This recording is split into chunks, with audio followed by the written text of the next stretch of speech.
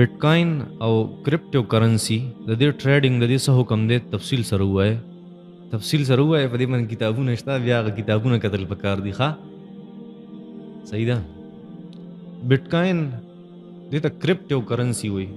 دا کوم چې ډیجیټل کرنسی دا هغې څه وجود نه بس هوایی نمبر یې د انټرنیټ سره د کمپیوټر سره متعلق نو دغه ته زمونږ په مذهب کې مونږ کرنسی نه وایو لا 100%. نو ډېر تجارتونه چې د هغې بیس دغه کرپټو کرنسی ده نو مونږ ډېر خلک منع کوو چې یاره دغه تجارت نه خپل ځان وساتي ځکه من کل الوجوه مکمل طور باندې هغې ته مونږ کرنسی نشو ویلی دا تاسو چې څومره د ټریډینګ ګورئ که نه دا څومره چې آنلاین کاروبارونه دي بی فار یو دی یا نور کاروبارونه دي کوم چې مشهور دي د دې ټولو بیس چې دی دغه کرپټو کرنسی ده او دغې ته مونږ سره کرنسی نه وایو دغې ته مونږ مال نه وایو مکمل مال ورته نه وایو چې دا مال نه زموږ په مذهب کې په مذهب حنفي کې نور شوافیو دغې د جواز فتوا ورکړې د هغې په نسبت باندې دغه ده نو ځکه د ملیشیا کې چې کوم شافعي علما وو هغې په بیفاریوم فتوا ورکړې ده دا جایز دی دا 100% جایز دی مونږ ته 100% جایز نه وایو ښه دې نه ځان ساتل پکار دي ځکه دې له پوره تحقیق نه دی شوی چې دا څه شی دی صحیح ده اوس پرون مونږ په 2 تاریخ کله پرون مونږ په دې باندې بحث کړی دی په دې سیز باندې ښه د علما کرامو سره جاوید احمد غامدي چې یو اسلامي سکالر دی د هغه په باره کې ستاسو څه رایه ده اسلامي سکالر دی ښځه دی اسلامي سکالر دی جاوید احمد غامدي دا یو اسلامي سکالر دی هغه د هغه ډېرې مسلې هغه د جمهور علما کرامو او د اهل سنت والجماعت خلاف دي هغه بعضې مسائل بلکې ډېر زیات مسائل هغه داسې دي چې هغه د قرآن او د حدیث سره سمې نه خوري هغه وایي د دې ګیرې په دین اسلام کې څه حیثیت نشته د دې ګیرې په دین اسلام کې څه حیثیت نشته بلکې دا خو د وخت خو خبره ده بدلیږي را بدلیږي اوس د هغه مسله دا ده وایي د زکات چې کوم حکم دی په هغې کې حکومت وقت تبدیلي راوستی شي دغه شان په سزاګانو کې تبدیلي راوستی شي دا خو د هغه زمانې خبره وایي سزاګانې میلاو شوې اوس دغه قیسې نشته وایي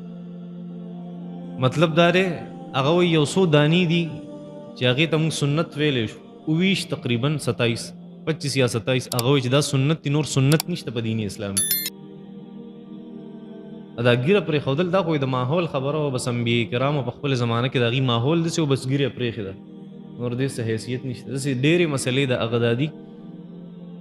چې دونه به زه ویم چې یو قابل سړی دی خو قابلیت صرف سطحي قابلیت دی سطحي تحقیقي قابلیت نشته تحقیقي قابلیت د هغه نشته ښه یو سکالر دی بس دونه به مونږ ووایو د هغه ډېرې مسلې هغه ټیک نه دي ښه نو قابل د قابلیت خو صفت پکار دی ذهین سړی دی ښه چې جمهور علما کرامو خلاف کوي خو قابل به خامخا وي ځان ته څه وایي که نه دی وایي چې یو کپنۍ والا تپوس کړی دی چې مونږ د شیشې بوتلې جوړو نو کومه چې ویب شیشه ده د هغې اډر راځي زمونږ خواته مونږ له راځي د هغې اډر ښه مونږ د دې لپاره دا ویب شیشه جوړولی شو که نه ویب شیشه دې ته وایي کوم خیال کړی که نه یو شیشه قسم څیزونه پکې راځي او په هغې باندې هغه لوګی راښکي یو قسم د سګرټ په شان دي سګرټ په شان دغه شیشې جوړول دې باندې علما کرامو د کراهت فتوا ورکړې دا جایز نه دي ښه دا هغې له په اډر تعالی اډر درکې مې جوړوله نور د شیشو کارونه کوه ډېر دي په دې څه کې قادیانانو ته خپل قومي وروڼه ویل جایز دي که نه بلکل ناروا دي سړي زامن خو نه دي کوم سړی چې نبي علیه صلات وسلام نه پس پیغمبر مني زموږ ورور کیدی شي نه هغه زموږ قومي ورور دی او نه زموږ هغه مذهبي او انساني ورور دی خپل عقیدې نه هغې باز راله او پرېښوده بیا زموږ ورونه دي په هر لحاظ سره بیا زموږ ورونه دي او د هغې عقیده خرابه ده کوم سړی چې ستا په پیغمبر ګستاخي کوي ستا په پیغمبر بېعزتي کوي دا د پیغمبر نه پس بیا بل پیغمبر مني او ځان ته الټه مسلمان هم وایي زه اصل مسلمان وایي زه یم دا نور وایي غیر مسلمه دي ټول د جاوید احمد غامدي یو دغه عقیده هم ده چې قادیانانو ته تاسو کافر نشئ ویلی ځکه وای دا چاته اختیار نشته څوک چاته کافر وای مونږ ته زمونږ ته اختیار نشته او حکومت پاکستان هغه ته کافر ویلې آئین پاکستان هغه ته کفار ویلي چې دا کفار دي نه هغه سره نه زمونږ څه قومیت شته نه هغه او زمونږ څه خپل منځ کې مذهب شریک دی ښه په قرآن مجید کې چې ولهم رزق فیها ولهم رزقهم فیها بکرة وعشیه چې جنتیانو د پاره بس سحر ماخام رزق او خوراکی په جنت کې نو آیا په جنت کې شپه ورځ هم شته کنه په جنت کې شپه ورځ نشته دلته چې شپه ورځ راغلی چې بکرة وعشیه د دې نه مطلب دوام او استمرار دی چې دې ته به همیشه دا رزقونه ملاویږي ښه دا مونږ هم په مثال کې داسې پیش کوو لکه سار ماښام دا شی کوي سار ماښام په موبایل کې ګوتې وایي سار ماښام په موبایل کې دا مطلب وي چې هر ټایم د سره موبایل په لاس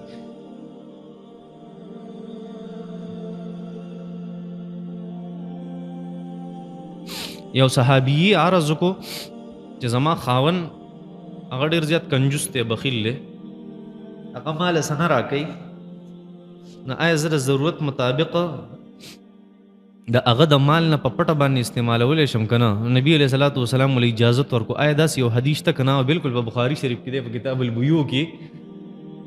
چې کومه د حضرت معاویه رضی الله تعالی عنه د هغه مور و هنده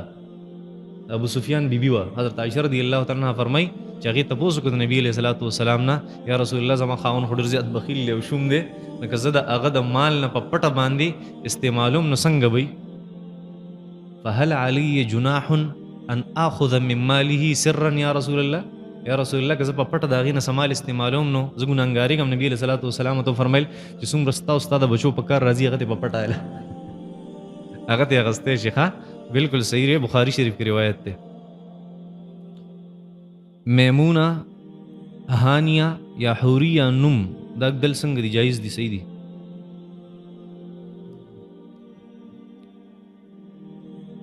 د ښځې خاوند خپل منځ کې جګړه وشوه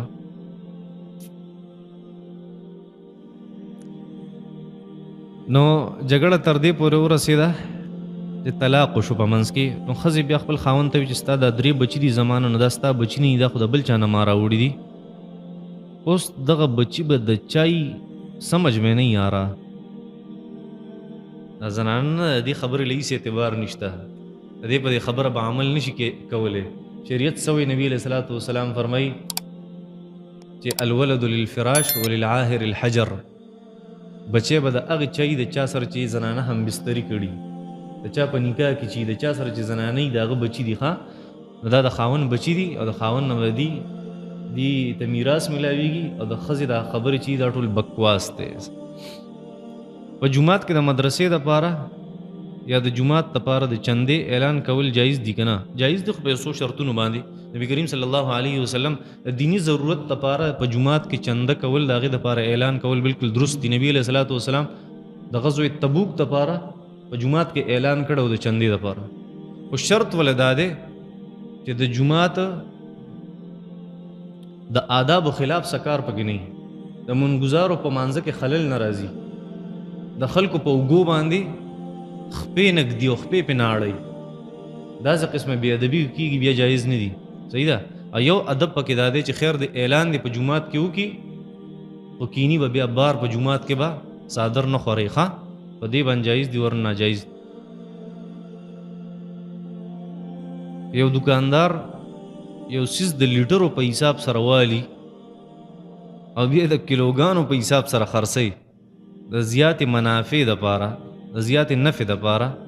نه آیا داسې کول جایز دي که نه جایز دي خو په شرط دی چې یو سړي تا نه په کیلوګانو په لیټرو غواړي او تی وله په کیلو ورکوي نو دا خو دوکه ده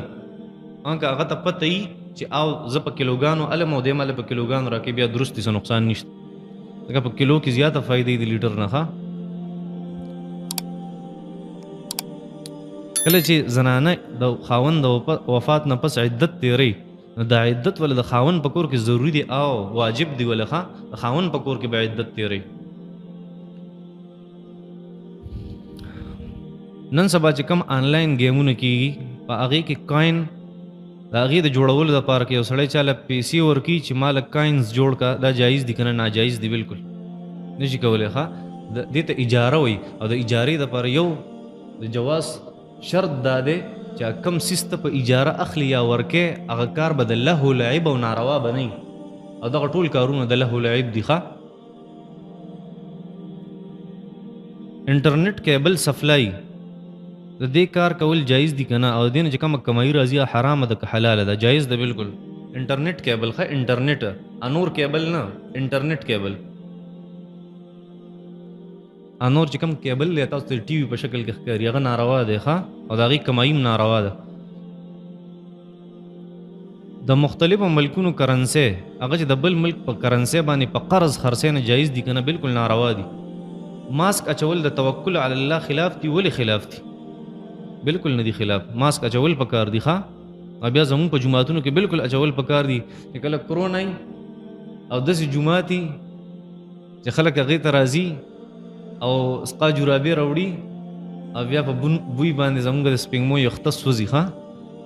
بیا خو ماسک اچول پکار دي. البته مونځ کې خوله پټول په صادر باندې یا په ماسک باندې دا مکروه دي ښه که ضرورت ته وجي بیا بالکل ټیک دي. لکه دغه ضرورت تاسو ته ما بیان کو که داسې د کرونا خطرې یا داسې د بدبو یا د دوړو یا د جراثیمو وغیره بیا ټیک ته ضرورت ته وجي. ماشوم چې څومره غټ شي نو د هغه نه پرده ضروري ده. کله چې لسو کالو عمر ته ورسي بیا به پرده کوې ښه ځکه نبي علیه صلات وسلام وفرمیل ستاسو ماشوم چې کله لسو کالو ته ورسي نو د بستره جدا کې پته لګي لسو کالو عمر کې د هغه شهوت هغه راتلی شي. لس کالو عمر ته چې کله ورسي نو بیا به پرده کې. د یو زنانه د پلار کور په مدینه منوره کې دی خو هغه د خپل خاوند سره په پیښور کې اوسېده. څو ورځې مخکې هغه مدینې منورې ته لاړه د خپل پلار کره او دلته خاوند د هغه انتقال وشو هغه وفات شو. نو دا به اوس په مدینه منوره کې عدت تېری او که نه دلته به راځي. ګوره یاد ساتئ ځان سره یو خبره که چېرته یو خاوند وفات شي که نه او دا زنانه په سفر باندې نو سفر هغه دی چې دې ته واپس راتل اسان دي نو ځان به سیده کور ته رارسئ د خاوند په کور کې به عدت تېری دا واجب دي او که نه دا ضرورت چې هغه په مدینه منوره کې ده او نن سبا د کرونا ورځې دي فلایټونه ځي راځي نه د هغې تلل راتل کم دي نو دا ضرورت په بنیاد باندې که دا په داسې ځای کې په سفر باندې چې هلته ورسره محرمي دا هلته عدت بالکل تېرولی شي ښه 60 باندې چاوي دا خو مرفوع روایت موجود دی په مبسوط کې امام سرخسی رحمت الله علیه ذکر کړی دی. دا د صحابو فعل هم دی او باید صحابه خو وایي چې دا د نبي علیه صلات وسلام فعل دا د صحابو فعل دی. وګورئ د احادیثو مبارکو کتابونو کې خصوصا په یو زمانه کې دا جماعت اسلامي والا الله د هغې په حال رحم وکړي خدا مسئلې راچفته کړې وه وایي د 60 مسه دا بدعت دي دا نه دي کول پکار او زموږ کتابونو دا لیکلي د مرۍ مسح کول دا بدعت دی. دا خو زموږ کتابونو هم لیکلي مرۍ دا زموږ په شریعت کې نشته مرۍ مسح کول په اودس کې چارندام کې او د 60 مسح کول دا خو مستحب دي ښه صحیح ده. د صحابه کرامو به داسې کول مسح به یې کول دنیا روایات موجود دي په دې باندې احادیث مبارکه موجود دي په دې باندې او بس چې څوک د صحابه کرامو خبره مني نو الله چې صحابه کرامو خبره نه مني نو بس بیا داسې کېږي نو